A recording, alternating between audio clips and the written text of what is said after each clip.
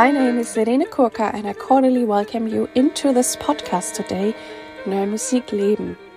I have studied classical singing, but now I sing lots of contemporary and experimental music.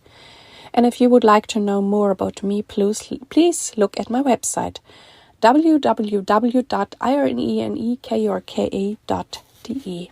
I also cordially welcome you to subscribe to my monthly newsletter. In this podcast, I talk about all-around themes around the new music world.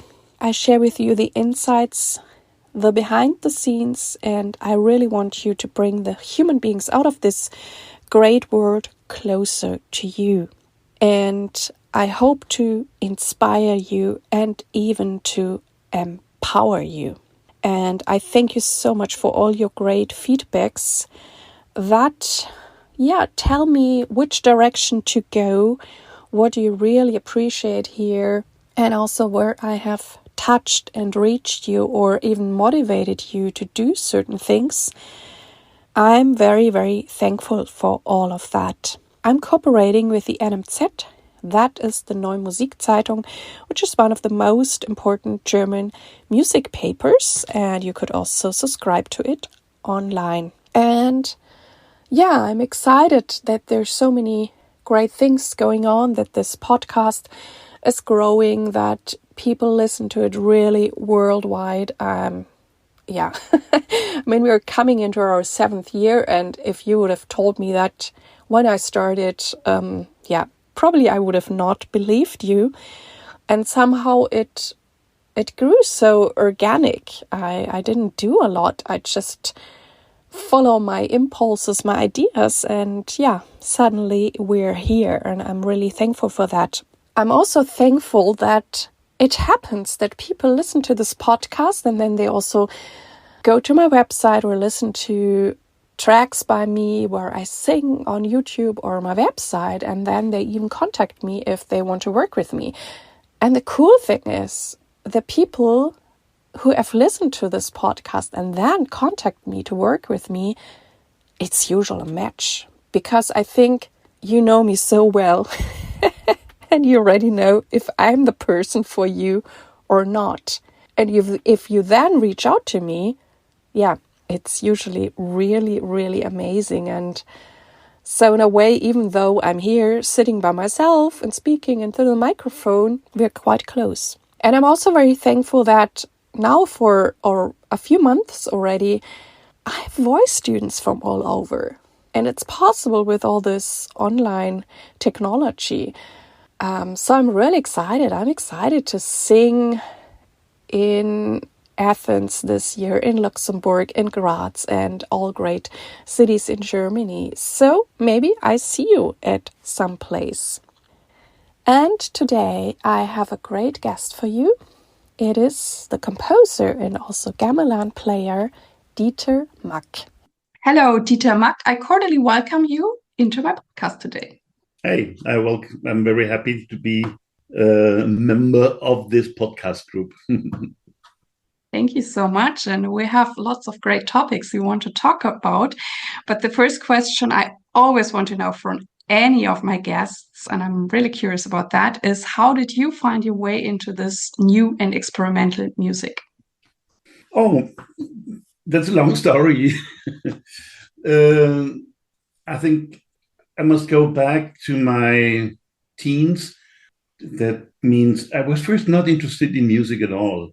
I was much more into sports, especially gymnastics. I had learned piano, as everyone did at that time, if there was a piano in the house, but that was not my favorite occupation. And then I got illness during the sport with my spine, and I had to stop sports completely. And then, I was starting to think, what can I do?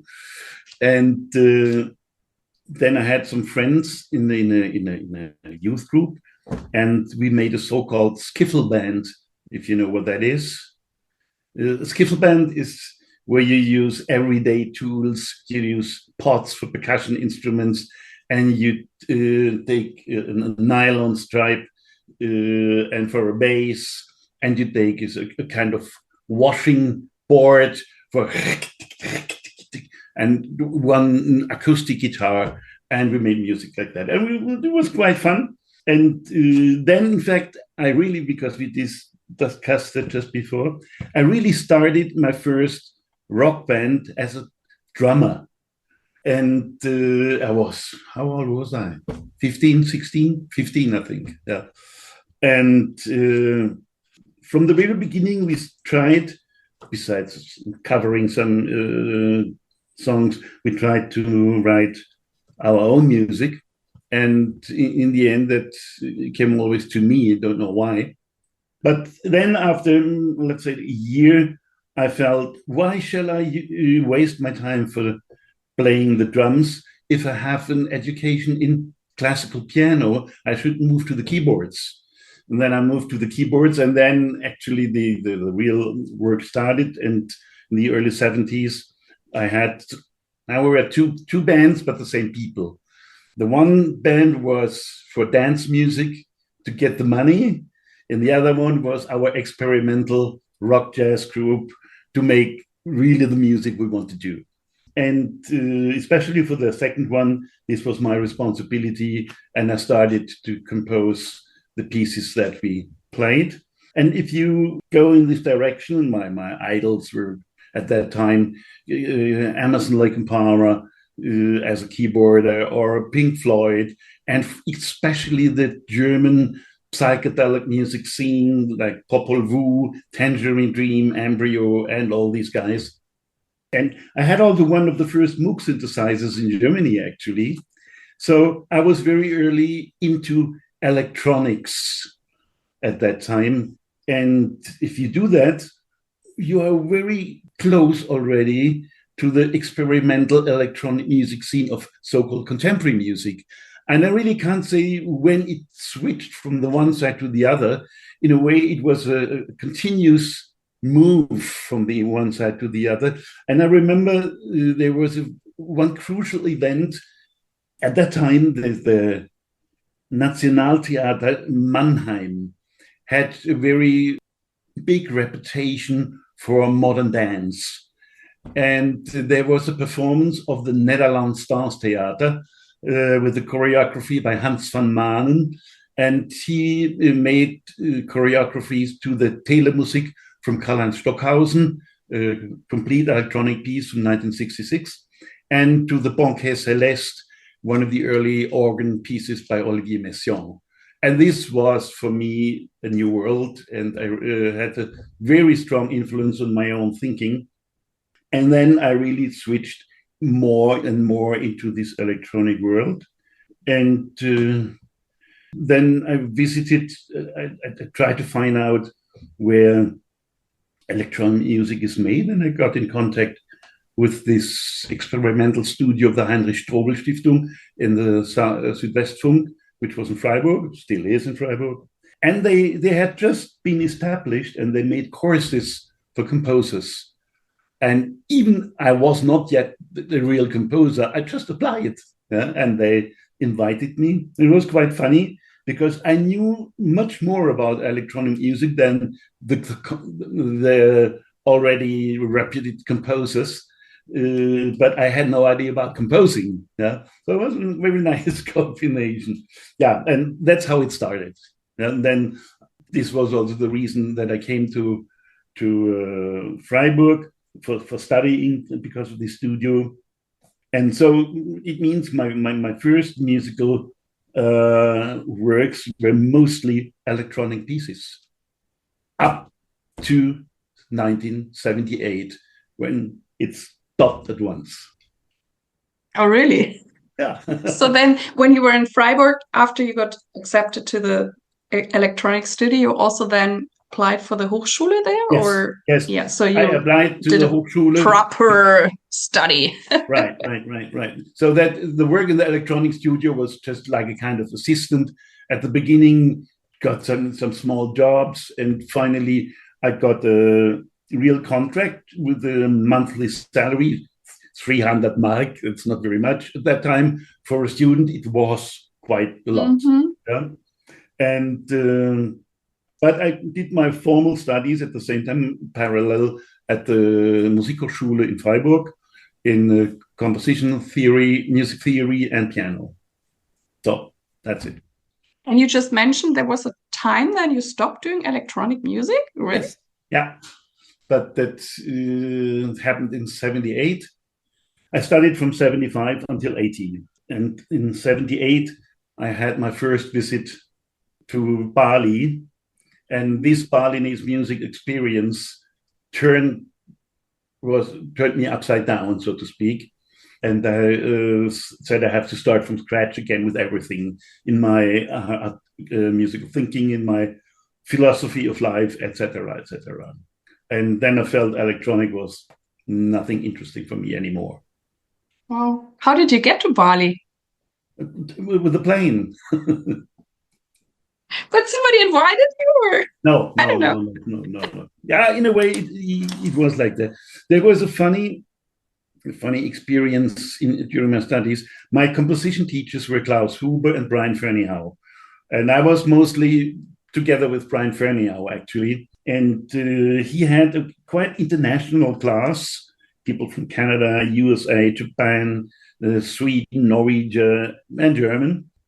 And one day he said, it could be interesting for the class if everyone gives a kind of talk in the seminar on his or her respective musical background or culture, not knowing or not recalling at that moment that his Japanese student did not know anything about traditional Japanese music because he was Western educated. Yeah. So when he was aware that this idea was almost to fail, then he said, okay, if it's like that, I give you some things to do. You must take care of another. He was never interested in other musical cultures, by the way. So I still don't know why he motivated us to do so. And I asked him years later, why did you do that? Don't ask me, I can't tell you. So, and then I said, Dieter, would you be interested to make a paper on Balinese gamelan music? I have never heard any sound at that time. And I said, yeah, okay, why not? I said, okay, I have a friend. He's the ordinarius for musicology in Basel, Professor Dr. Hans Oesch, and he's also specialized on Bali. I will give him a note and you go to him and he will help you. At that time, as there was only one record from the Deutsche Grammophon, a 3-record set on Balinese gamelan from Gongse Batu. I bought that. Wow, really? One CD? That's at that time was one, no CD, vinyl. Oh, LP, yeah. Yeah. We are in the late 70s. Yeah, right. And I bought that and didn't understand anything. And then in Basel, it was even worse. They were very nice, the people there, but they were specialized on a very, I call it, esoteric ritual music style from Eastern Bali, which is, in a way, even today not representative for Balinese gamelan, that's what we know today. And so I got this information, but I thought this is the Balinese gamelan music, what they tell me, what they gave me. But it was just this ritual music from Eastern Bali and the mountain area. It also didn't appeal to me, but I made my paper and my presentation, and so this was finished. Weeks later, and I can't say why, all of a sudden I felt, I'm curious. In fact, I would like to know what's going on there. Then I just went to a, travel agency, Reisebüro, and I said, sorry, I would like to go to fly to Bali. How much does it cost and how does it work? Oh, it's very interesting, not complicated. But finally, I bought my ticket. My parents were going crazy, but I didn't care. And then I got a contact address from these Basel people in the capital from Bali, And then I flew there, and then I went to this guy, and this guy then brought me into a village. And then what happened there in the next 2 months was so exciting for me that, as I said at the beginning, it turned my whole life upside down. So, was this your first time abroad? my first time abroad alone, yeah. Wow. I was 2 times with my parents on holidays in Sweden, in France. But in a way, yeah, it was the first time abroad, and It must be also a shock because I've never been to Bali yet, but I mean it must be such a different culture than anything in Europe, or yeah, the food, everything. Even at that time, I mean, there was this already the beginnings of this tourist atmosphere at the beach, but I was not interested in that. Yeah? So the village where I was staying, there was no electricity. There was no street. In fact, it was a footpath, and after 1 hour rain, you were closed up in the village, and also no communications, no cars, nothing. It was just very pure in the nature. And in the first moment, this was extremely exciting for me, but after 3-4 days, it turned around something other, because I was alone. I didn't have anyone to talk with about my experiences, and I still couldn't speak the language. I thought I had a kind of dictionary which I bought that it will easily work, but no, it did not. Yeah. So in the very first, I could hardly communicate with the people, and had nobody to communicate at all. And that became a mental problem. And so it happened that one night I was really running through the village, crying very loud, and then going back again in my place. I was in a small hut in the middle of a lake, which I had prepared for me. And next day, okay, it was fine. Yeah, and it was very interesting that the Balinese, they didn't care. They Really? Yeah, Okay. they didn't care. The next thing, good, everything fine. So yeah. And years I cannot later, even imagine how it is, like you said, that you cannot really communicate. I mean, I went to study abroad in the United States, which is English, but yeah, it was also interesting because at that time my English was really terrible. They also told me when I got to the university in the United States, you get an advisor, and she was really concerned that I even would make it. And so in the beginning, and that was good and bad at both times, because I was in Dallas, Texas. There was no one I could talk German to. So the good thing was I had to learn really English. And the bad thing was my head was like smoking, because it was like working to kind of get through. But it was also, I think, the best and the fast way to learn this language, because after a few months I was really good, and I also passed my first term, and then they even asked me then if I would teach other foreign students in English. But it was just the force. That was the only way to go. But I also remember that sometimes, like, I wish I could talk to someone.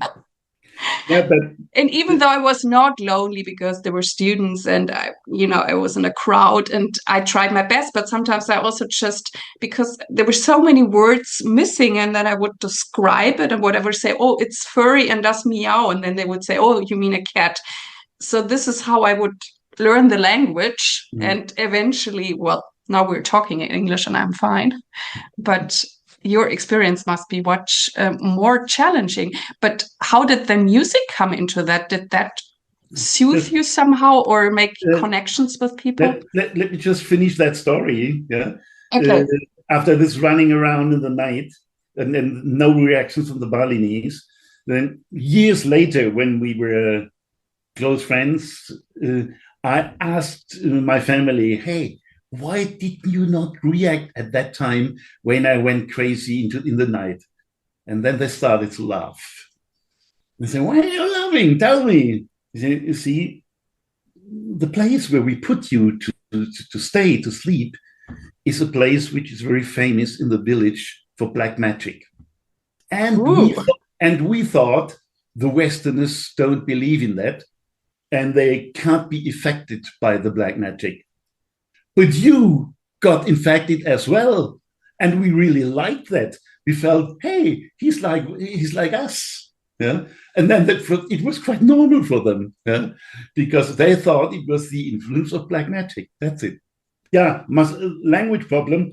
It was even worse in Bali because I needed quite a long time to be aware that I have to learn two languages, because there was the Bahasa Indonesia, the national language, and the local language, the Balinese language. And they were mixing up that as well. And it was very difficult for me to separate the one language from the other. So I needed much more time and through the next year. So when I went back, I started to learn and to separate those languages. So in the beginning, it was difficult. Yeah? So music. I came into this village especially because it was well known for Gamelan music and dance.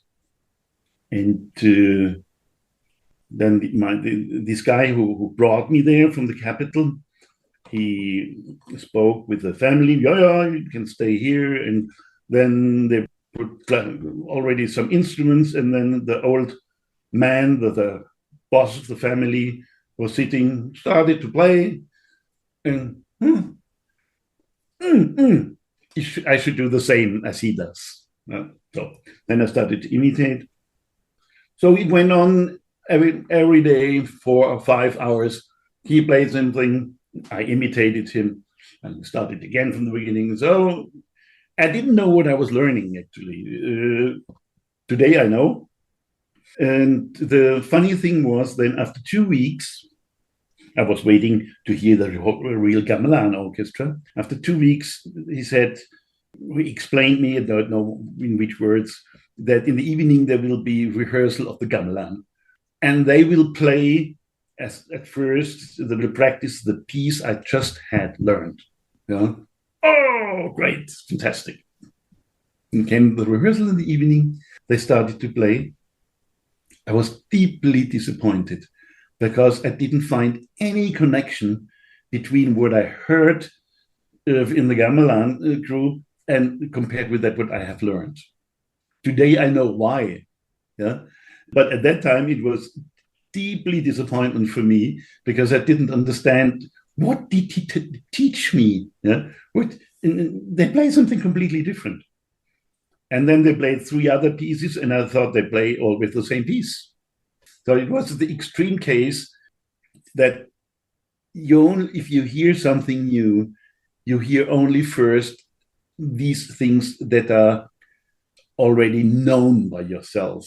That could be something completely different, like the Balinese hear themselves in their music. And years later, when they played these pieces, I need 3 pitches, I knew which piece it is. Yeah. So it was just the problem that I was not familiar with that, and also what teaching and learning means in this case, that he taught me something which is, let's say, kind of hidden melody which goes through the piece, which you not really hear as a main melody, but which is the core of the whole piece. So it was really a long process of getting into this world of music. In a way, I'm so happy. But you were there 2 months and you started to get into that, and then you went back, and when did you feel that you got a more real sense of this music? How long does that take? Okay, I was there 2 months in 78. I went back to Germany and I had to continue my studies. But my whole mind was completely somewhere else. And the thing I was thinking of was to find the money to go there again. And then I went there a year later again for 2 months. And then a year later again for 2 months. And then I was at a point where I started to understand more. But then I decided that after my studies, I want to go there for a whole year. And I would say after this whole year, I was at a point that I had a decent understanding of that music. Mm. So that was in 82 then. Yeah. Okay. And how did it change your composing while you started going to Bali, or what happened with your composing style? Yeah, that is, people often think that this music has influenced my music.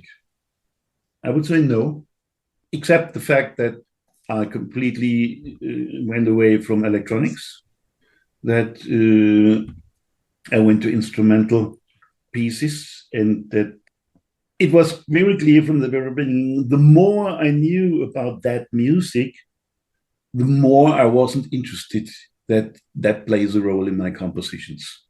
But what would happen in the unconscious with something else? But this aspect in the unconscious had less to do with the musical language itself, but more with the way of playing, the way of performance, this kind of collective playing. And I started to find concepts in my music where this kind of collective playing could be realized. And there is, so the influence is much more in this kind of playing attitude and less in the musical language itself. Except that I'm interested in metal sounds since then. Yeah. But this is a very superficial aspect. You have also metal sounds in Western music. You need not go to Bali for that. Yeah. When you already played in your skittle band, there you also had metal sounds. Yeah, right. Exactly. Yeah. Apparently, I was a heavy metal person. Heavy metal was not yet on the scene. And you discovered all this great music in Bali with the gamelan. Did you also go to other places then in Southeast Asia? Did you got to know more about this area? No, not at that time. I was shortly for 2 months also in South India. A friend of mine was studying flute there, as in South Indian flute. And he said, come by, you can learn a little more Nangam. And but it was very important that I did that, because I felt, okay, Balinese gamelan is a very complex music culture and culture itself. South India is a very complex culture and music itself. I can't get into both at the same time. This is too big. Yeah. And then I said, I had to do this slight experience to know, no, I focus on the gamelan. And so that means after that short visit to Madras, I did never go anywhere except to Bali for the next 10 years. Yeah. And the first trip outside Bali was then in 88, but that's another story then. So and then you were also interested to bring this music or also the gamelan music to Germany? Yeah.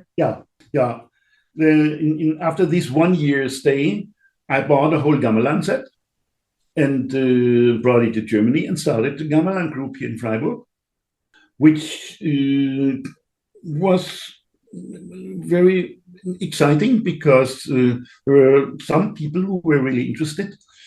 The problem was we were never enough to play in a whole orchestra, because the whole orchestra needs 25, 27 people. But just by chance, we were contacted by the second group in Germany who played Balinese Gamelan. This was in Munich. And they had some problems in the group, and they had heard from us, and they wanted to know how we deal with these social problems within the group. And then we came in contact, and they had the same problems regarding the amount of people. And then we decided that we should work together. That means from that on, which was in 85, I would say, in 85, all concerts we did with the best people from both groups. We call that our all-star band. And one time it was on the name of the Munich group. One time it was on the name of the Freiburg group, but it was always the same people. That was very good. We didn't care about, there were no animosities between us. We just worked together. We knew that in Holland, for example, where the Balinese groups, they fight each other because everyone wants to be the number one. We didn't care about that. We just brought it together to make the music as good as possible. And was the audience curious in hearing gamelan music? Very different. Yeah, the audience was generally quite curious. Yeah, but there was a time in the 80s where the interest was much more in more esoteric aspects, where a lot of people from the New Age field. Is this the moon tone of the gong, or the sun tone of the gong? Sometimes I said yes, just to have nothing to continue. Sometimes I said sorry, Balinese have different concepts. Yeah, must disappoint you.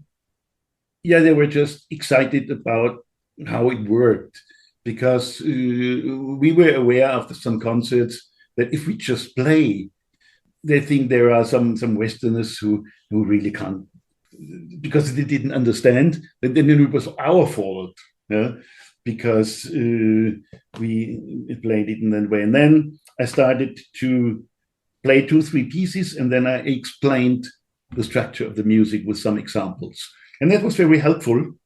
Then the perception of the people changed very quickly. They didn't understand it, not 100%, but there was another kind of awareness of that what we did. They became aware that probably not so wrong what we do, something like that. And there was always one very complicated point in our group, that was the appearance, the clothes. We were in the group always 100% convinced we play in a uniform dressing, black t-shirt, trousers, okay. But when we played for Indonesians, they wanted us to play in Balinese traditional clothes.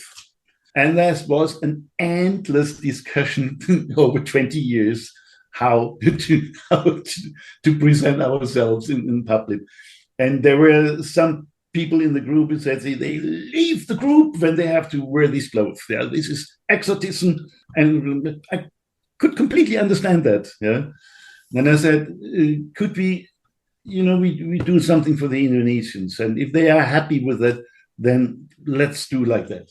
If we don't play for others, then we play normal in our uniform, black t-shirts. And finally, it was working in that way, but it was always an ongoing discussion. Mm-hmm.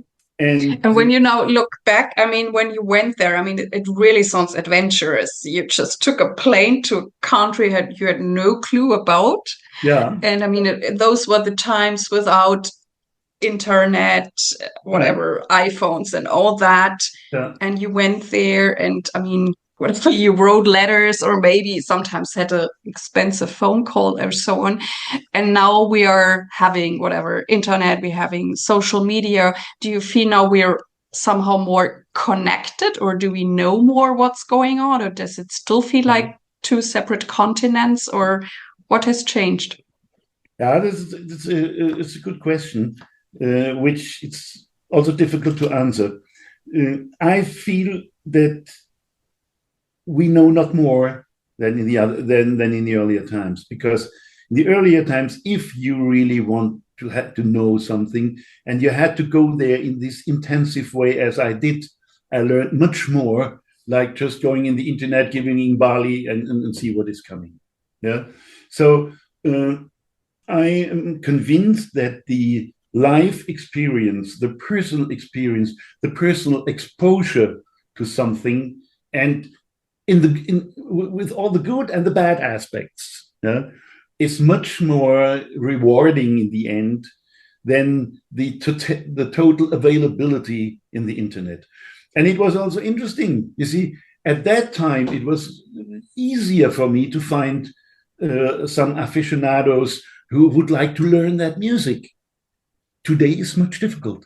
It's not possible at the moment, again, here in this area, and also by my friends in Munich, to find people anymore who want to invest such energy and time to play that music. That was different in the 80s when you really had to go there. And all our Gamelan members had been in Bali, certainly, to experience that. So I don't think that the availability today gives us a better understanding of the other world. It's okay. It's helpful if you have this personal experience. Then I can use the internet in another way. For example, when I'm together in Bali now with my close friend Deva Alit, one of the most interesting composers there, and we discuss about composing and music, and I'm joining the rehearsals and his concerts. And then I come home and listen to his new pieces on the internet, something completely different. Yeah. Then I feel like for a moment I'm sitting in his orchestra and listen to his music. That's interesting. There's nothing about the real experience. Yeah. And going to a concert or really practicing or learning an instrument or whatever it is. Yeah. I mean, that's just, and I think even if you have now all this electronic possibilities and AI and so on, you can never substitute that, I think. I mean, we don't know, but I think so too. We have that, and we should more think about where these gadgets are useful. How can we use them in a controlled way? We see already in the political scene, like on this platform X now, how political influence is made with these mediums. And this is for me something which makes me a little nervous, I must say. Mm-hmm. Certainly. And do you still play gamelan? Yeah, a little. I must say I have my own instruments. I have given to a group in Leipzig because I have no place here in Freiburg to store the instruments. My problem is something completely different. I can't sit anymore on the floor because of my legs. And it's the same with my friend, the leader of the Munich Gamelan. We are both 70 years old now, and we can play still the instruments where we can sit on a chair. There are 3 instruments where you can sit on a chair. That we can do. Yeah. But we have both stopped to practice, and the only really practicing group is this group in Leipzig. Yeah. Mm-hmm. But they are in their 30s, 40s, as we have been 20 years ago. Yeah. And you also have been teaching composition for a really long time, I think in Lübeck, right? Yeah. And what kind of people came then to you? I mean, were they also not just interested, whatever, in composing, but also in gamelan music, or what people came to you to study? Very mixed. Very mixed. At that time, I have already been quite a lot around the world in many other countries. If you give a workshop in China, you can expect that in the next entry exam, you have 10 Chinese students who want to study with you. Yeah? I really always had to find a middle way. That was my philosophy. 50% German students, 50% from other countries. Yeah? And not because I'm a racist or a nationalist or whatever. I thought this is necessary to have a good mixture. If I would have, and I know some colleagues who he has a class, I think the 90% Koreans. Yeah? I would go mad with that. Yeah? I know why it is like that. He has been there in Korea and has made many courses, and he's a great composer. But such a monocultural class would be completely impossible for me. So I really tried to have 50% Germans, which is also a language problem. A lot of Asian students, they have a problem with language. Yeah? And I think there is no other subject at the music university that needs language more than composition. Yeah? Because with the instrument, if you study piano, the teacher can show you on the piano. But if you composition, you have to speak, you have to talk. And so I was always happy when I got an Indonesian student, then I could speak Indonesian with him. And the problem was solved, or that Malaysia. That was always good. But Chinese and Korean students sometimes really made me mad.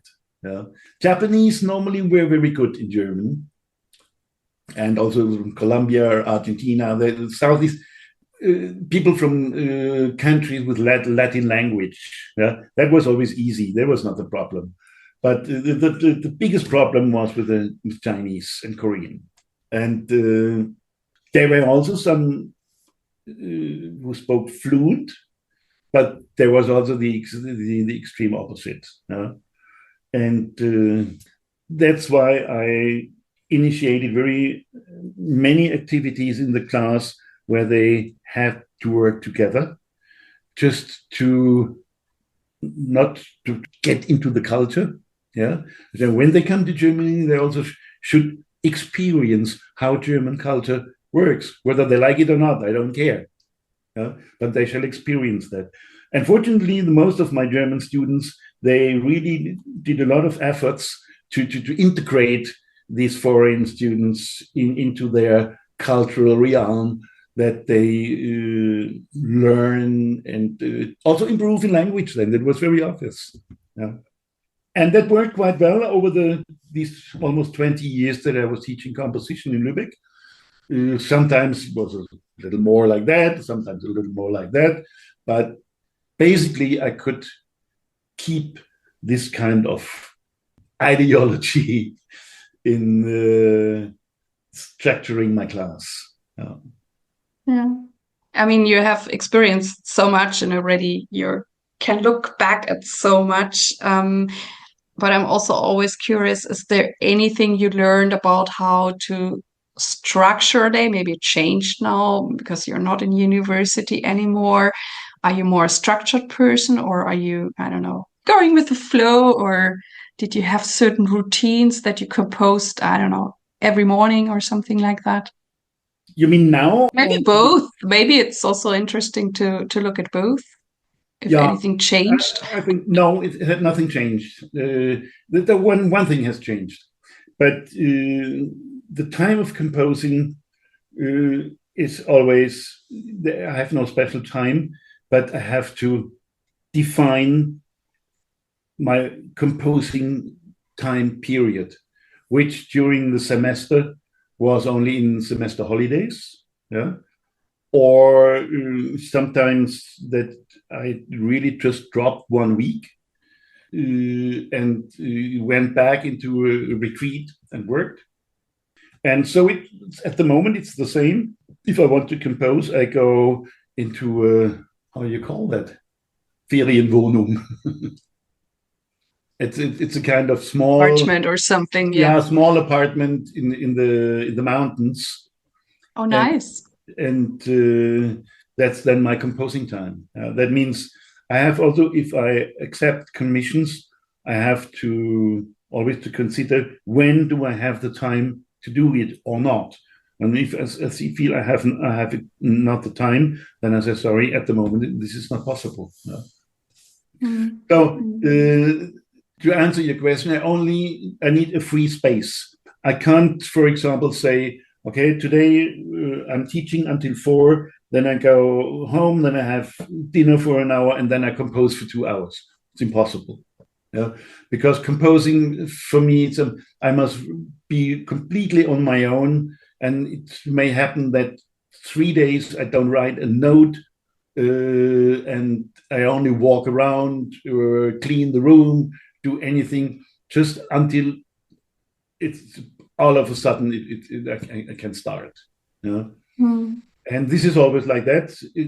And I can only organize the temporal frame in which that has to happen. Fortunately, so far it has always worked. But the difference at the moment is, and this makes me a little nervous sometimes, since I have finished teaching, since I'm retired, the speed of my composing has declined extremely. That means I need much more time for composing a piece than I did before. And in the first, I was a little nervous, and I thought, why is it like that? Shall I see that positively or negatively? In the first, I saw it negatively. Yeah? And then I tried, after a while, when that happened with some compositions, is there a difference in my composing? Yes, it's a slightly difference, but not something that I would say have changed in a negative way. But still, I was thinking, why did that happen? And then I became aware that it's apparently this daily discourse with students and teachers on compositional problems always triggers your own creativity. And if that is not happening anymore, yeah, you need longer to trigger yourself for your own creativity. And I think this is the reason. It's interesting. That's what my friends tell me. When I'm now, for example, last Saturday, I had 3 very good musicians here as a guest, and they tell me then that I really start to talk like a waterfall, yeah, and because they weren't used that I do that, yeah, and then I became also aware that there was again this university situation, yeah, this kind of discourse with these 3 friends who were visiting me. Yeah, that means I compose. I also wonder if it's a different feeling for time, because when you were at university, I mean, you had a structure, and as you said, you composed in the breaks, but you always had a structure, and maybe, I don't know, now you have less structure, more freedom, and no. Maybe it takes more time. No. But that has a little to do with my way of working in the university. I was completely unstructured. Yeah? Okay. I had some regular events like my seminar and my Gamelan group, but these were the only constant events. All the other things were completely changing because, you see, one time, formally, each student had the right of 90 minutes individual class per week.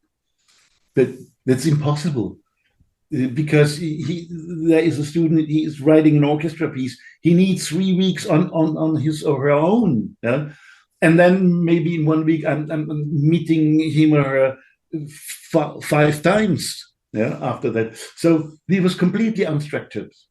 And besides, I was 8 years of that whole time. I was also in the presidency of I was vice president of the Musikhochschule Lübeck.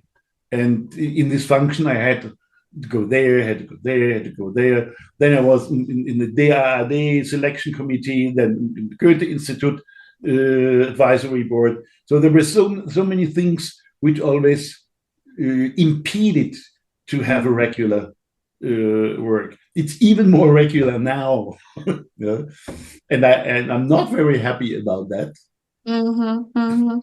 Interesting. I think this kind of irregularity in work also once again triggers creativity. Mm-hmm. Yeah. I have the feeling I know both. Sometimes it's like when I know also before we started our interview, I knew I had whatever an hour to do something, and I was like really eager to do it, and I got it done. And sometimes I like that to know, okay, I just have this hour, and then sometimes it makes me tight, and then I don't start a certain work, and I say no, I will do it when I have whatever 4 or 5 hours or so of free time, and it's always changing. Yeah, it's interesting.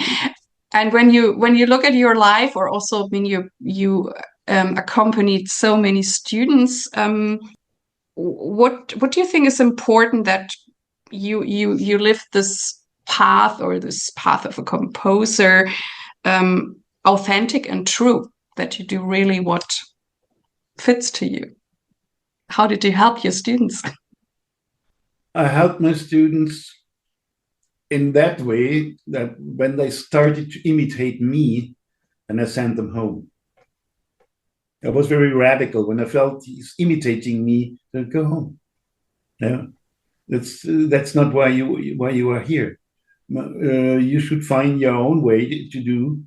And even if you would finally decide not to become a professional composer, that's fine for me. I would say my 4 best students, they have completely different professions. One is now the concert dramaturgy at the Staatstheater in Karlsruhe. One is at the criminal police in Wiesbaden. Wow. One is, I only know the German word, maybe you know the English, Fluglotse. Okay, it's the airport, but it's the person that is on the ground with Maybe showing how the plane goes. Yeah, no, I don't know the word. Air traffic controller. Yeah, you know the word. Good. Yeah. Wow. And which is really extreme responsible job. Yeah. But he's a great guy. And I remember he was one of my best composers, and winning a lot of prizes. And one day he came to me and said, "Hey, that's not my job. I have applied to become an air traffic controller." And then from 800 applicants, they choose 8, and he was one of these 8. Yeah? And now he's working in Karlsruhe in the air traffic control for southern Germany. And when I asked him, why did you do that? He said, in this job, I have to work 3 days a week altogether. Yeah. So I have a lot of free time. I earn very good money. He has now, his starting salary at the moment is higher than my ending salary at the university. Yeah? And then I have a lot of money. I need not care about money, and I can compose what I want. Awesome. So, yeah, I can understand that decision. Yeah? I can completely understand that. Yeah? And so it was for me much more important. Okay, there was this whole craftsmanship as a composer. Yeah? They had to learn techniques, know the instruments, and there's very basic stuff. Yeah? And this is completely non-individual. This is for everyone. But then you have this individual person. And the interesting thing for me was to see how the individuality, the personality changed over the 3, 4 years, 5 years they have been working with you. Yeah? And that could go in completely different directions finally. Yeah? And there are only 4. No. Let me see. 1, 2, 3, 4, 5. There are 8 students from which I know that they are professional composers, or also already teaching composition now. There are a lot of students that have no contact anymore. They need not. I don't force anyone having contact with me. That means, what I want to say is, I was more interested to influence the development of a personality. Yeah? And if this development of a personality finally led to something outside the music, yeah, okay, why not? Then he can have the music still as his hobby. Yeah.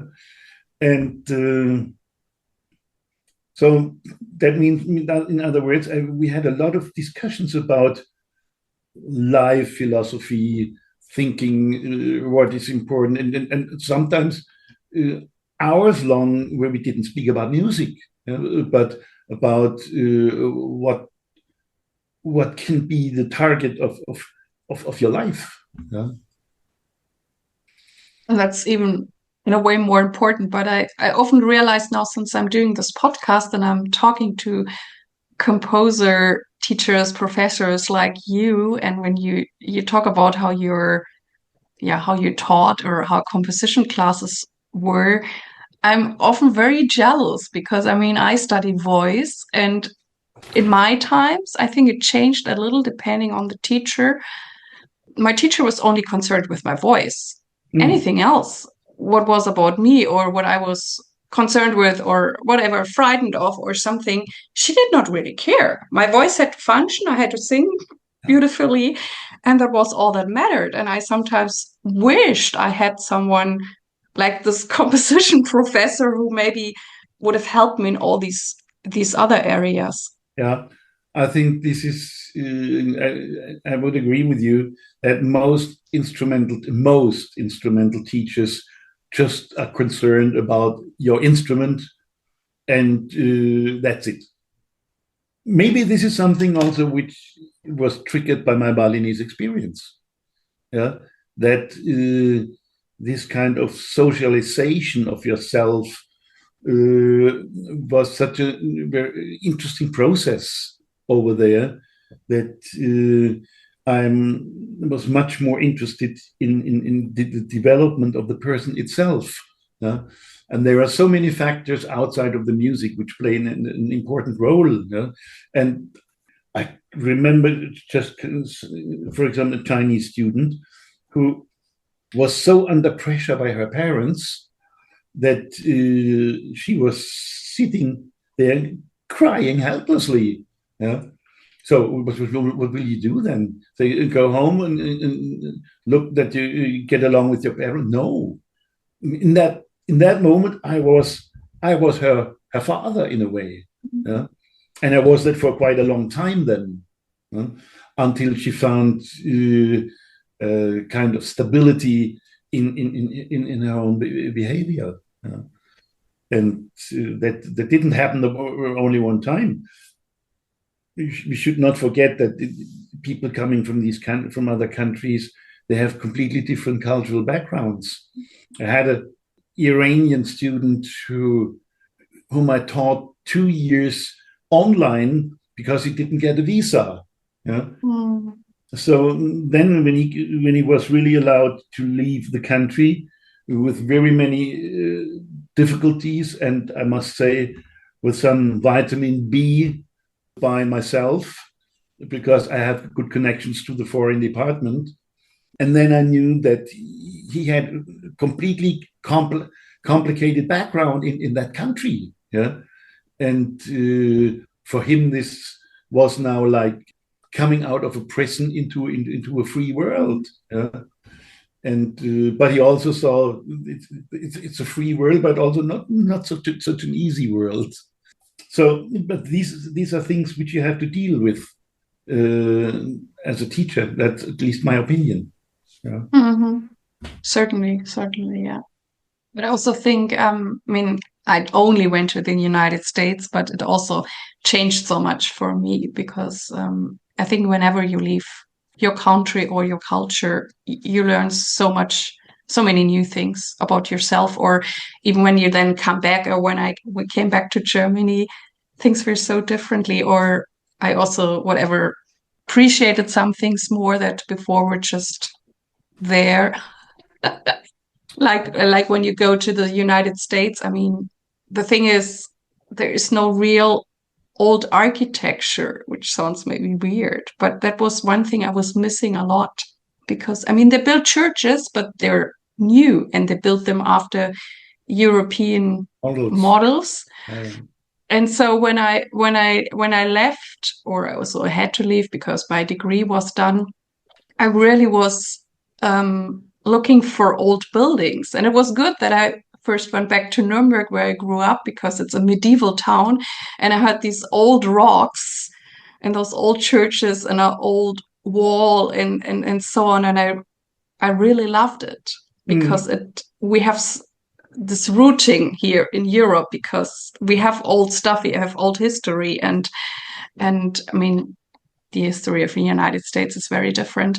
And so I find that very, very important. And I'm glad that, I mean, especially in the music world, we often travel and go to places, and this is such a big gift to experience so much more. Yeah, I see that. I also feel I'm very privileged with that, what I was allowed to do in my life. Even with the negative aspects, which belong to this as well. Yeah? My contacts with Indonesia, for example, were not always very pleasing. Yeah? This was a military dictatorship in the 80s, 70s, 80s. And that was not so easy sometimes. But this belongs also to my life experience. But it's a good point that you say in the US that they have this lack of history, which in a way makes things easier for them, especially in arts. For example, as a German composer, you always feel the burden of your history, which you, and my teacher Freiburg was a center for that as a composer, you are responsible in a dialectic process to your history. For an American composer, he would laugh like crazy if I tell him that. Yeah, I once had a discussion about that with Philip Corner, and he said, "Why do you do that? Yeah? You need not. Yeah? You are a free artist." Yeah? And but as I said, we have that history, and it's always present. Yeah? I cannot push it away. Basically, I have also no problem with it. Yeah? It does not impede my own position. If I feel that I decide to do things like that, and I need not put them in relation to the history. I need not. Nobody pushes me in that way. But for me, this is something which works more in my unconsciousness. So, but I know that there are composition teachers there were composition teachers. Today, it's not anymore like that. But in my time, where this kind of historicism was very important. Yeah? I know. And I also know there were composers, I'm not going to say any names, but I know students of them, where there was those times where whatever, if you were not allowed to compose like an octave or certain intervals. It was like a taboo. Don't do that because this is not avant-garde or something like that. And now there is much more freedom and variety, which I also enjoy a lot. Yeah. And thank you so much for this great talk, Dieter. And I have the last question for you. And my last question is, which tip would you like to give young artists? Be always honest to yourself. That's it. Thank you. Thank you. It was a pleasure talking to you, and I see you around. Okay. Thank you. This was the interview from today. I hope that it inspired you. And please send me your emails, send me your feedback, because I love to interact with you. Thank you very much that you tuned in with me today. I really, really hope that you liked it. And please tell your friends and colleagues about this podcast. I thank you very much. I wish you all the best. Live your music, live your life, and see you next time. Yours, Irene.